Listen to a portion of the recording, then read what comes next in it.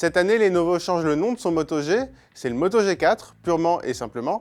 Après 3 appareils d'entrée de gamme assez séduisants, on a le droit à un appareil un peu plus musclé, mais aussi un peu plus cher.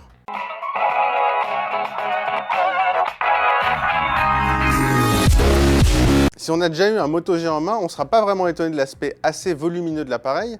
D'ailleurs, on sera peut-être même agréablement surpris, puisque cette nouvelle édition est franchement plus fine que celle de 2015. Le design fait toujours un peu dans l'arrondi, avec forcément cet aspect un peu massif, mais le Moto G4 pèse 150 grammes, pour sa taille, c'est pas énorme. Et la taille, justement, c'est la première nouveauté du G4. Cette fois, on passe clairement au grand format, avec un écran 5,5 pouces en Full HD.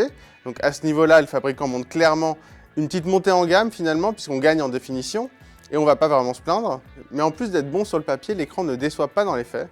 Il est très lumineux, bien contrasté, donc pour un usage en extérieur, il n'y a aucun problème, et évidemment en intérieur, on est très confortable. Si on voulait être un peu tatillon au niveau de l'écran, on pourrait simplement noter une toute petite tendance à tirer vers le jaune.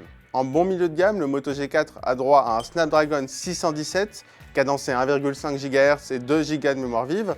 La configuration est correcte, assez proche finalement de celle du Soch Phone 3 qu'on a testé assez récemment sur zeronet.com. Et finalement, les performances, c'est exactement la même chose. Grosso modo, vous pourrez faire tourner tous les jeux, même les plus gourmands, sans pour autant pousser les graphismes. Par contre, si on compare au Moto G de la 3e génération, donc celui de l'an dernier, il y a vraiment du mieux. On a réalisé quelques benchmarks. Le G4 est 50% plus rapide en score général et même 2 fois plus puissant en 3D. Pour accompagner tout ça, Lenovo a opté pour une batterie de 3000 mAh. Là aussi, c'est plus que l'an dernier et ça se ressent dans les faits. En utilisation polyvalente, c'est notre mesure qui mélange tous les types d'usages, que ce soit du web, de la vidéo, etc.